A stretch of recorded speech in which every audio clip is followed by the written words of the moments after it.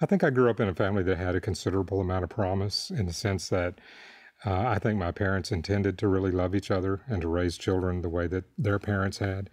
But there was a brokenness that was involved in my parents as well that kind of infiltrated into all of us as children. I had a brother and two sisters, and all of us ended up scarred. My father, as it turns out, just seemed incapable of loving my mother, and my mother seemed pretty capable of loving quite a few other people, and so we were destined for a bad situation. So my parents divorced when I was 7. I was already feeling a great distance from my father, and a feeling that he greatly valued my older brother, who was interested in so many things that I was not. From a very early age, I was introspective, enjoyed writing and those kinds of things, and they were squirrel hunters and cat fishermen and that kind of thing. But I know that my dad loved me regardless, and so at least I was able to hang on to that. But when I was 7 years old, on a morning in a little town in Bridgeport where my dad had promised to take me out to, of all things, frog gig in the morning on a pond, I woke up and was told that he had gone. And he never returned, and I was 7 years old. Actually, I woke up in time, ran down to eat breakfast, and actually was able to stand on the front porch and watch the car drive away. And my mother first said, your dad's just mad, he'll be back. And then shortly after that, she said, your dad's not coming back. And I remember thinking that he had somehow made a choice. First, I thought, well, he chose my older brother because my older brother actually went with him and left that morning and then returned later. And so in my mind, I thought I was given this last opportunity to measure up, and I hadn't in some way measured up. He wrote me a few years later, and occasionally. He was a writer, and I think he was my inspiration in a sense because I thought this is the only thing that I have in common with my dad. And even if I was never, ever going to know him, I was driven to do something that I thought might make him proud of me and maybe even might make him come back, which of course he never did. My dad died years later. He was an alcoholic. He never overcame his addiction, and he actually froze to death alone on the streets of Fort Worth, and we found him after his death.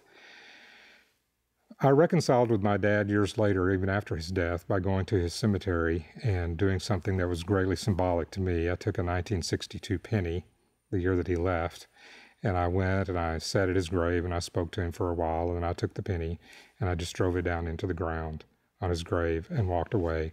And to me, that was the only way that I could actually forgive him, but I needed to remember that I had, because I knew that sometimes forgiveness is hard to remember that we've done it, and it creeps back in on us. Shortly after my dad left, my brother was in Boy Scouts, and my mother thought it would be a good idea if I went with him.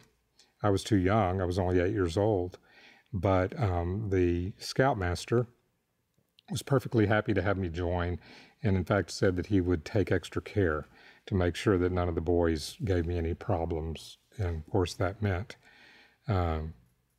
spending time in his tent and always riding with him to events.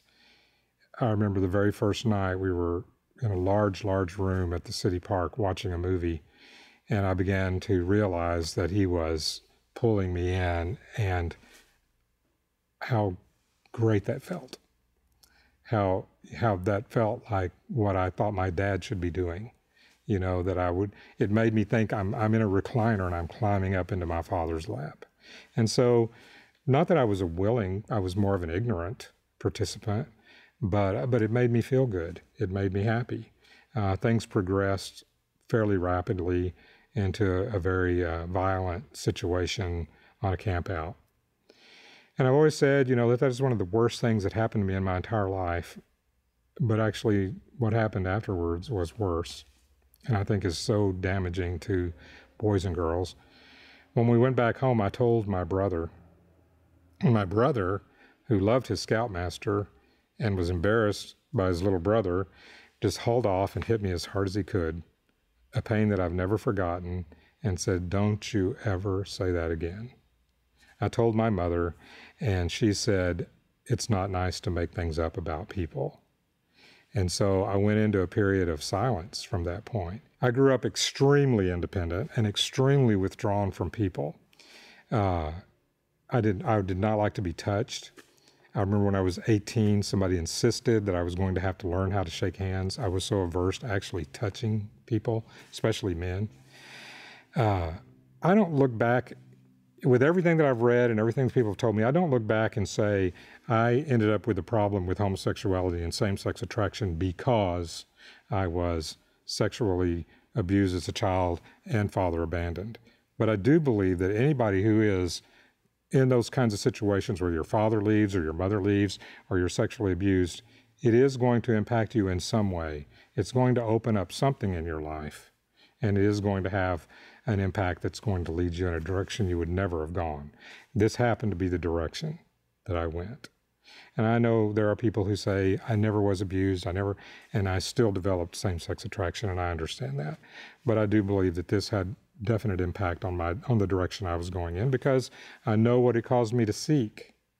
And it caused me to seek male affirmation and male comfort wherever I could find it. When I went to college and I met my roommate, as difficult as it is even for me now to say, knowing everything that I know about same-sex attractions, I felt like I had met the person that I really was going to fall in love with. It was that situation you see, it's kind of like his thought and my thought would merge, and he would complete my sentences, and he knew what I wanted, and if he was going somewhere, he brought stuff back, and we became so close that is the first time I felt like somebody was, in a sense, completing me, and I definitely wanted to please him, because the worst thing in the world to me at that point, after having lost my father, having lost the love of the scoutmaster who moved on to someone older, someone younger, because I had gotten older, and then also my brother and I never developing a relationship, I finally had one, and I was going to do everything I could to keep it. He was homosexually inclined. We took advantage of that in each other, and we just about killed each other because we both, as Christians, blamed each other for what each of us was doing wrong. In other words, he wouldn't be doing it if I wasn't there. I wouldn't be doing it if he wasn't there. So we were both kind of walking each other on a pathway straight into hell was the way we remember it. And so eventually we just kind of made life hell for each other.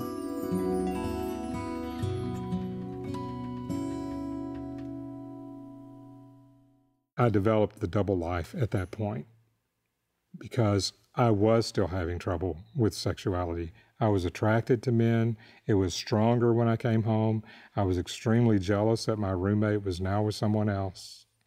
And I found myself trending more into the same-sex attraction world, but realizing that everybody important to me, from family to friends to the respect of the people on the campus to potential employers, I saw all of them over here. And I thought, these two worlds can never meet. And I crafted what I think probably is one of the most effective double lives that you will ever see, to the detriment of myself and a whole lot of other people. And it came from my concern that there was absolutely no one, I reasoned it out, that I could talk to that would understand this issue other than people who had the issue. And I didn't know anyone who had the issue that didn't want to have it. This was a long time ago. We didn't have organizations of people who said, I want to be free.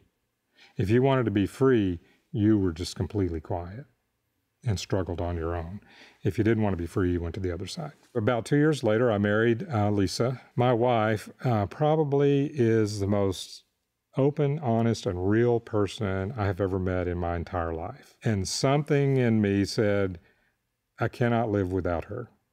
She's the only real thing that I know. I have lived a life of deception among deceptive people, and she's real. I called her on the phone and asked her to marry me, and her parents went into shock, and she said yes, and that was in May, and in July we got married. I told her that I had attraction towards men, but I was deceptive. Deception has been my greatest sin, and one of my greatest assets for getting away with things was deception. I wasn't clear. In other words, I took advantage of Lisa's innocence, and I knew that she loved hearing me tell her what she thought was the truth. And in fact, probably it strengthened her commitment to me because she felt like she was hearing. She didn't marry me as a missionary. That's not Lisa. She married me because she loved me. But I think she married me out of a naivety that said this won't really be a problem because we're, like sometimes men marry thinking, okay, if I get married, this won't be a problem. I think she married in the sense of if he gets married, this won't be a problem. So she was more naive than I was. I was not at the time active sexually with men. And so there was a part of me that said, well, maybe that's over.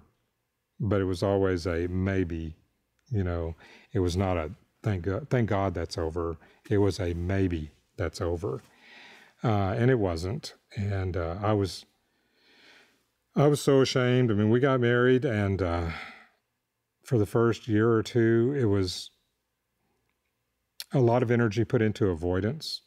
It was easier to avoid back then because you didn't have the internet and all of these kinds of things. And so you could just make sure you were always with your wife or always, we had 5 children just about like that, 5 children in 8 years. And so, just got swallowed up in the family life.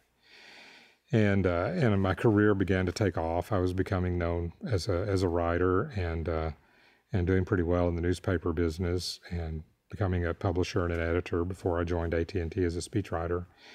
But again, what I found myself doing was falling back on the old, putting all of the energy of my life into this life over here, paying no attention to this one that was beginning to creep back in.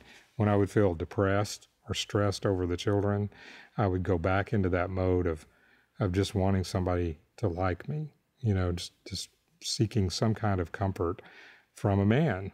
I was so angry at my father still at that period of life. I was not saying to myself, I want a father. I wasn't going out and looking for some older male to mentor me or comfort me or satisfy me in some way. I just wanted what I would hear people describe as a buddy. I never had very many friends. I was so independent. I wanted a buddy, but I didn't really know how to do that. And I began to take advantage of things that I would hear, like the potential to do something in a library or a rest stop. And in my mind, I would think, okay, these are totally away from everybody. Nobody will ever know. It won't hurt anybody. As long as I keep it to myself, keep it quiet, it'll never hurt anybody. And so once you begin to allow a little bit of that to creep in, it becomes habitual. Because it does temporarily do what you think it's going to do. There is some satisfaction involved, that you do come away with this brief feeling that this person really actually cares about me, or why would they do this with me? They really like me. They chose me. They could have chosen someone else, And so it begins to creep in. It comes from comfort to just pure habit and dependency, just like any other addiction. You can go so long, and then you find yourself actually creating scenarios that will allow you to justify it. There was never a time I can remember not feeling guilty. And the reason that I felt guilty was because I knew that this was not what God intended. I had read enough, I had heard enough, and I could compare my life to other people's lives. And so I knew this is not what God intended. But basically what I was experiencing at this point of time, because again, my desire to live my life with no complications, including, in a sense, God wanting to make changes in me, I would feel the guilt, but I would not seek the repentance. I would seek some way to make the guilt go away. And that's when I began to, for instance, when I went to the Baptist Student Union in the early days, I had to be the president, and I had to be the one that went to Bangladesh. And when I got my first job, I had to win the awards in the newspapers. When I got my job at AT&T, I had to excel and go into upper-level management. When I went to a church, and we were very active in church, I had to be a deacon, and later I had to be an elder, and I had to be revered. When I had children, I had to write books about children because I wanted everybody to know what a wonderful dad I was. And so my first books were all about my children, and people just thought, I mean, I was front page newspaper story, just wonderful, wonderful father of the year. I found myself willing to put at risk everything, my reputation, my family, my faith, harm to the church, harm to the Word of God, to be able to say one thing and do another. And yet the addiction was so strong in my life that I would find myself still doing that. I do think that it was in part the adrenaline of taking a risk. When I look back, I think, no, that was not it. It was just, I would say to myself, well, the only opportunities are risky opportunities. In other words, how else are you going to meet somebody? You can't just walk up to somebody at church and say, hey, so you do put yourself in these risky positions. And it was devastating to me because actually I did get caught in a risky position. And all of those things that I just said about that I put everything out there at risk to lose, I did lose all of it.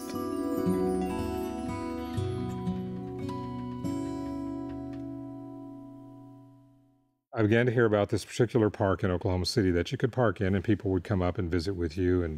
And the thrill, sometimes for me, the communication was almost as important or almost as fulfilling as actually doing something with someone back in those days.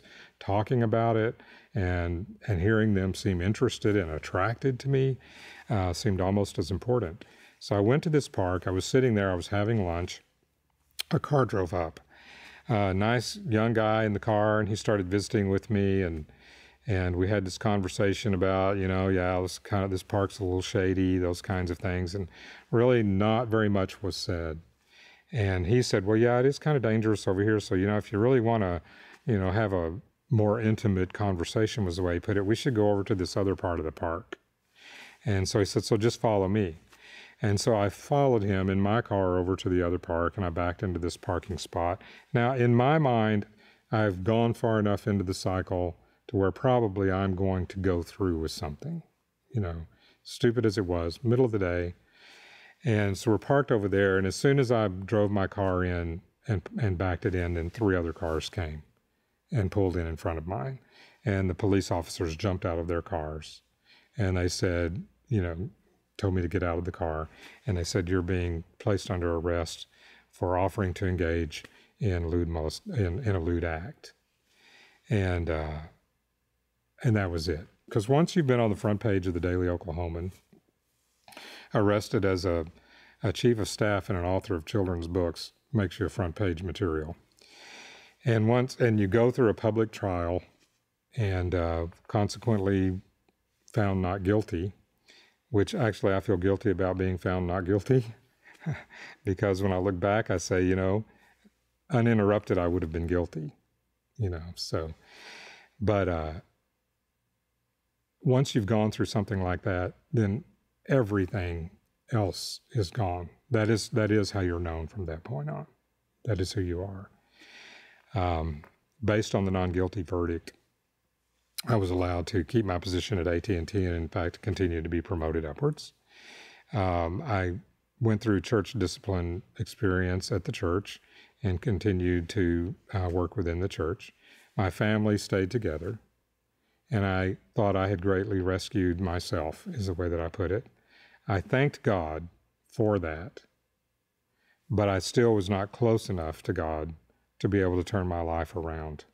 And as stress and everything continued to go in, I found myself now with the internet starting to communicate with people through things like Craigslist and personal ads and those kinds of things. And I'd say 95% of the time, that's all it was just communicating. But my youngest daughter, I have 4 sons and a daughter. My youngest daughter found the emails. And so she knew that this communication was still going on. She kept that secret buried for probably 3 years because she didn't know what to do with it. She was only about 12 years old, and she didn't know what to do with it. She finally told her older brother, my oldest son. They decided to go back to the church with it. And at that point, the church exercised church discipline to the point of removing me from the church. I was an elder and had betrayed everyone. And as I said, the deception is my greatest sin.